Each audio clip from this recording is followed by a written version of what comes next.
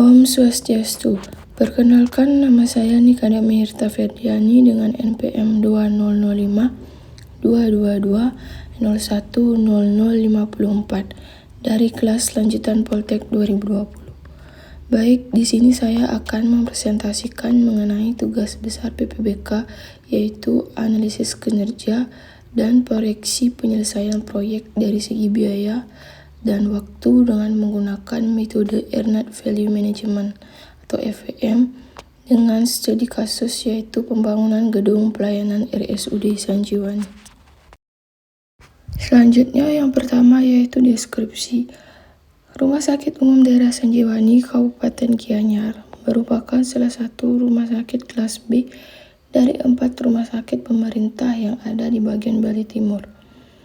RSUD Sanjiwani menambah 1 unit gedung pelayanan baru dengan total anggaran dalam kontrak yaitu Rp 135 miliar 8.492.164,99 rupiah di bawah naungan Dinas Pekerjaan Umum dan Penataan Ruang Kabupaten Gianyar.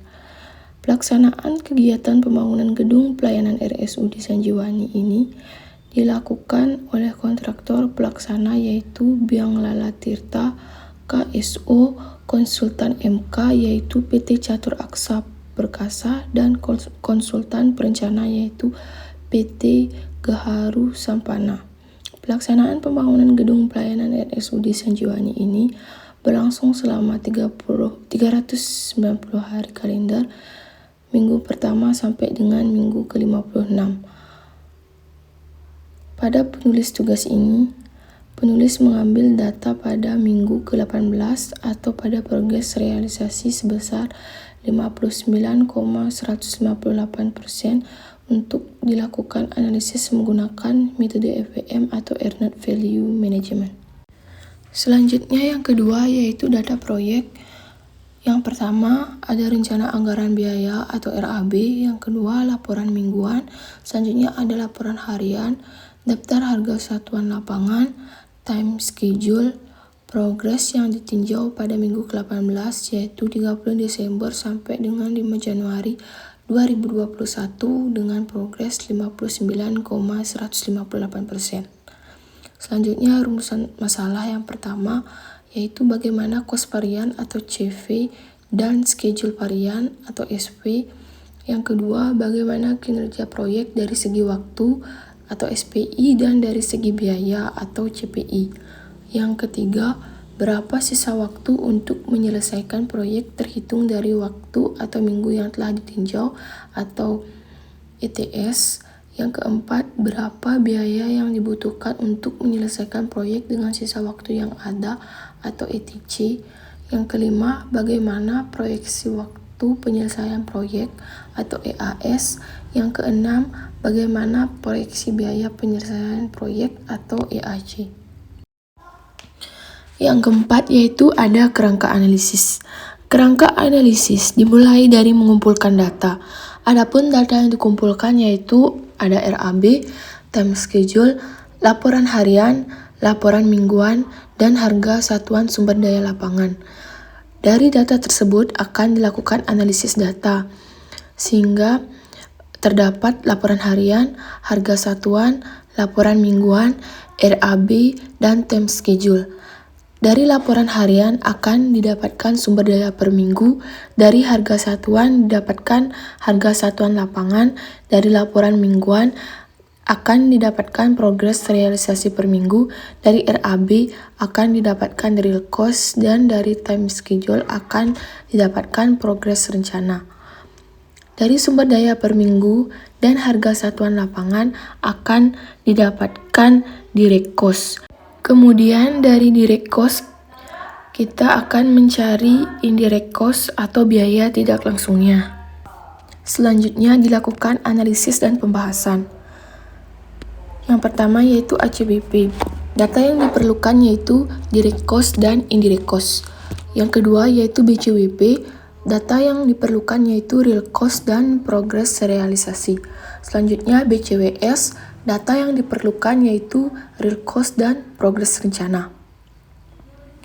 Dari nilai ACWP dan BCWP, maka akan didapatkan CV dan CPI. Data yang diperlukan untuk menghitung CV yaitu BCWP dan ACWP. Dan untuk CPI yaitu BCWP dan ACWP. Selanjutnya, dari BCWP dan BCWS, maka akan didapatkan nilai SPI dan SV. Nilai SPI, data yang diperlukan yaitu BCWP dan BCWS. Dan SV, data yang diperlukan yaitu BCWP dan BCWS. Selanjutnya, untuk dari CV dan CPI, maka didapatkan nilai ETC. Data yang diperlukan untuk mencari ETC yaitu BAC, BCWP, dan CPI. Selanjutnya dari SPI dan SV, maka didapatkan nilai ETS dan EAS. ETS data yang diperlukan yaitu sisa waktu dan SPI, dan EAS data yang diperlukan yaitu waktu selesai dan ETS. Selanjutnya ada EAC. Adapun data yang diperlukan dalam mencari EAC yaitu ACWP, nilai kontrak, BCWP, CPI, dan SPI. Selanjutnya dari analisis dan pembahasan maka didapatkan hasil. Yang pertama, cost varian, CV, dan schedule varian atau SV. Yang kedua yaitu kinerja proyek dari segi waktu, SPI, dan segi biaya atau CPI. Yang ketiga yaitu sisa waktu atau ETS. Yang keempat yaitu biaya yang dibutuhkan untuk menyelesaikan proyek atau ETC. Yang kelima yaitu proyeksi waktu penyelesaian proyek atau EAS. Dan yang keenam yaitu proyeksi biaya penyelesaian proyek atau EAC. Selanjutnya dilakukan interpretasi dan akan didapatkan kesimpulan. Yang kelima yaitu teknik analisis. Terdapat data, analisis, dan hasil. Yang pertama yaitu laporan harian, yaitu rekapitulasi sumber daya manusia, material, dan alat per minggu. RAB yaitu analisis RAB untuk mencari real cost. Laporan mingguan yaitu analisis progres laporan mingguan. Time schedule yaitu analisis progres time schedule. Sumber daya per minggu dan harga satuan sumber daya lapangan yaitu rekapitulasi sumber daya dan harga per minggu untuk mencari direct cost dan indirect cost dengan ketentuan indirect cost 4%.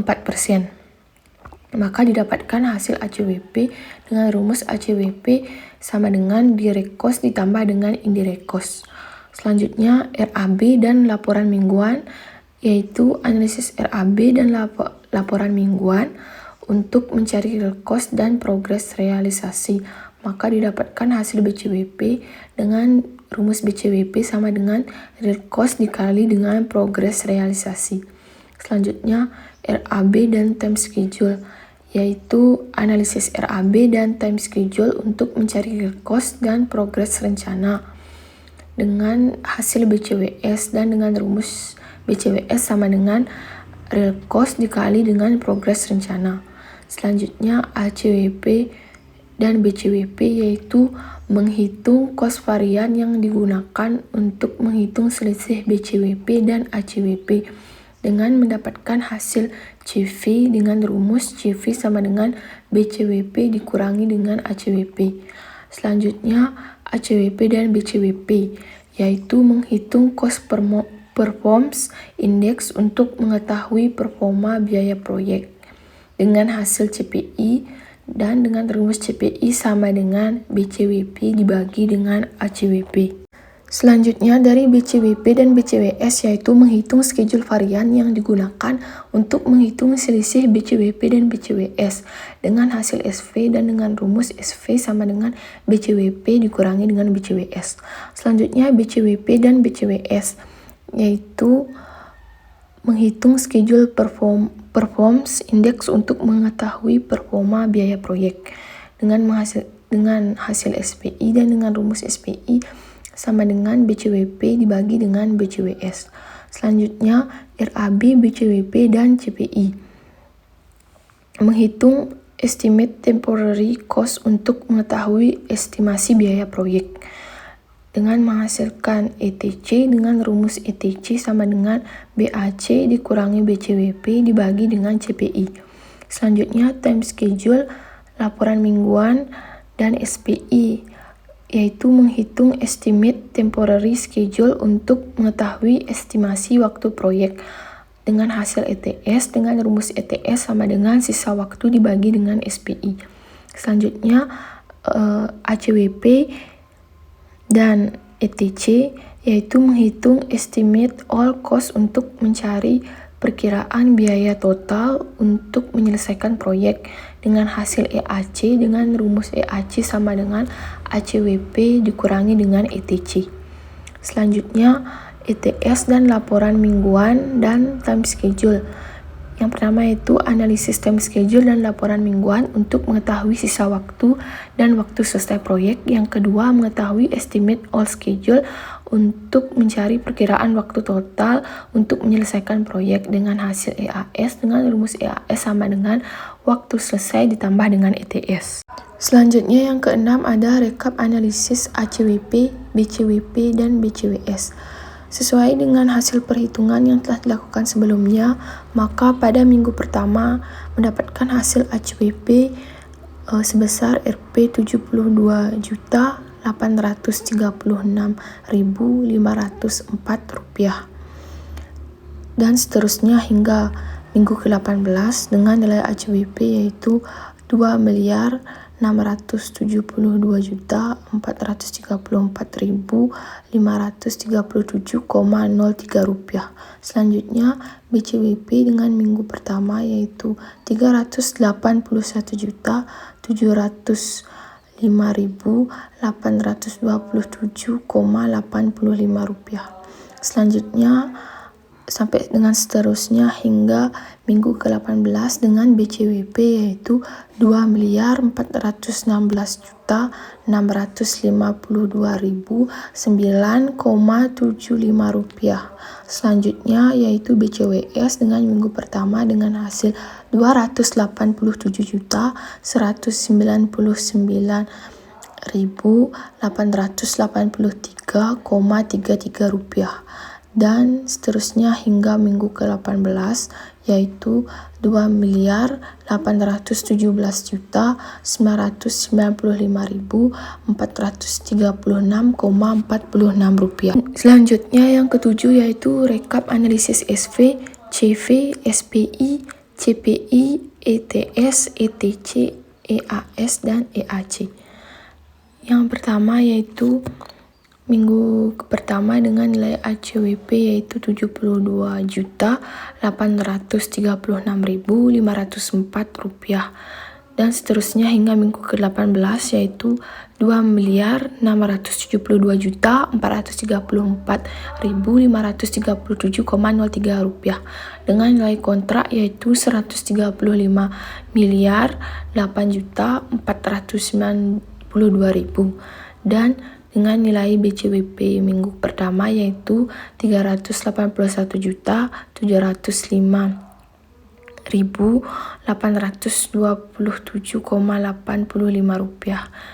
dan seterusnya hingga minggu ke-18 dengan nilai BCWP yaitu Rp2.416.952.009,75 dan dengan nilai CPI minggu pertama yaitu 5,24 dan seterusnya hingga minggu ke-18 dengan nilai CPI yaitu 0,90 dan selanjutnya ada nilai SPI minggu pertama yaitu 1,33 dan seterusnya hingga minggu ke-18 yaitu 0,86.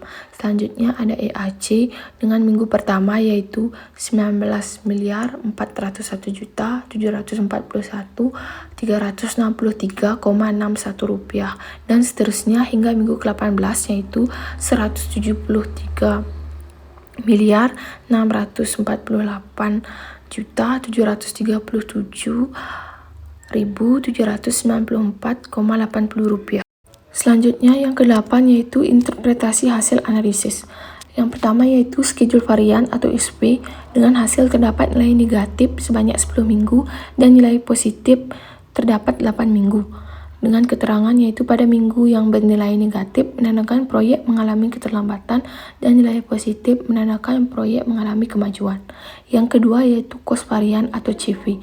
Dengan hasil terdapat nilai negatif pada minggu sebanyak 2 minggu dan nilai positif terdapat 16 minggu. Dengan keterangan pada minggu yang bernilai negatif menandakan bahwa biaya yang dikeluarkan pada minggu tersebut lebih tinggi dari anggaran yang telah direncanakan. Begitu pula dengan sebaliknya. Selanjutnya, yang ketiga yaitu Schedule Performance Index atau SPI dengan hasil 9 minggu dengan nilai lebih besar daripada 1, 3 minggu dengan nilai sama dengan 1, dan 6 minggu dengan nilai lebih besar daripada 1. Dengan keterangan 9 minggu yang mengalami keterlambatan, 3 minggu tepat waktu, dan 6 minggu mengalami kemajuan dari target pekerjaan yang sudah direncanakan. Yang keempat yaitu Cost Performance Index. Dengan hasil terdapat nilai kurang dari 1 pada sebanyak 2 minggu yaitu minggu 17 dan 18 dengan keterangan yang menandakan bahwa biaya yang dikeluarkan pada minggu tersebut lebih tinggi dari anggaran yang telah direncanakan dan sebaliknya. Selanjutnya yang kelima yaitu Estimate Temporary Schedule atau ETS. Pada hasil perhitungan, ada beberapa minggu yang mengalami kemunduran dari jadwal yang direncanakan. Dengan keterangan, minggu ke-17 terlambat 907 minggu dengan waktu yang tersisa, dan minggu kedua lebih cepat dari 20 minggu dari waktu yang tersisa.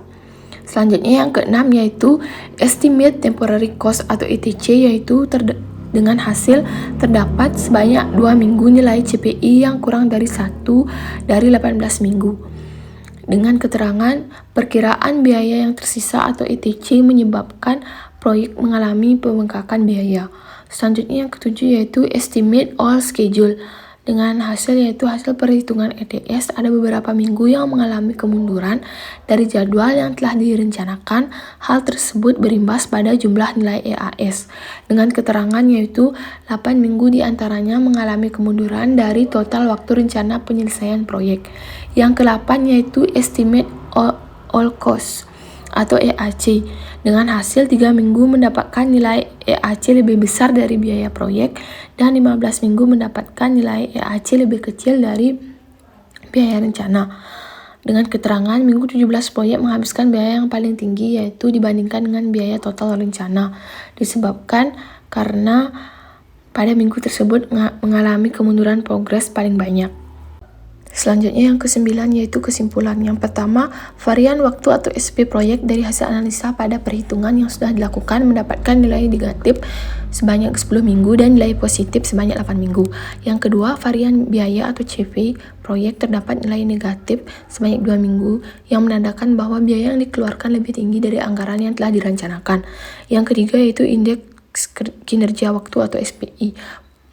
Proyek terdapat 9 minggu yang mengalami keterlambatan, 3 minggu tepat waktu, dan 6 minggu maju dari target pekerjaan yang sudah direncanakan. Yang keempat yaitu indeks kinerja biaya atau CPI, terdapat nilai negatif sebanyak 2 minggu, menandakan bahwa biaya yang dikeluarkan lebih tinggi dari anggaran yang telah direncanakan. Selanjutnya yaitu perkiraan waktu untuk pekerjaan yang tersisa atau ETS. Paling jauh kemundurannya terdapat pada minggu ke-17, sedangkan nilai ETS yang paling jauh kemajuannya terdapat pada minggu kedua. Yang keenam, perkiraan biaya untuk pekerjaan tersisa atau ETC pada perhitungan yang sudah dilakukan menyebabkan proyek mengalami pembengkakan biaya. Hal ini disebabkan karena terdapat nilai CPI yang kurang dari 1. Yang ketujuh yaitu selama 18 minggu proyek terdapat sebanyak beberapa minggu mengalami permasalahan mengenai biaya atau pembengkakan karena biaya realisasi yang dikeluarkan lebih tinggi dibandingkan dengan biaya yang sudah direncanakan. Yang ke-8 yaitu pelaksanaan proyek lebih lambat dari perencanaan awal atau keterlambatan di beberapa minggu disebabkan karena progres mingguan rencana lebih rendah dibandingkan dengan progres mingguan realisasi. Baik, sekian presentasi yang bisa saya sampaikan. Mohon maaf jika terdapat salah kata dan ucap. Penutup saya ucapkan Paramesanti Om Santi Santi Santi Om.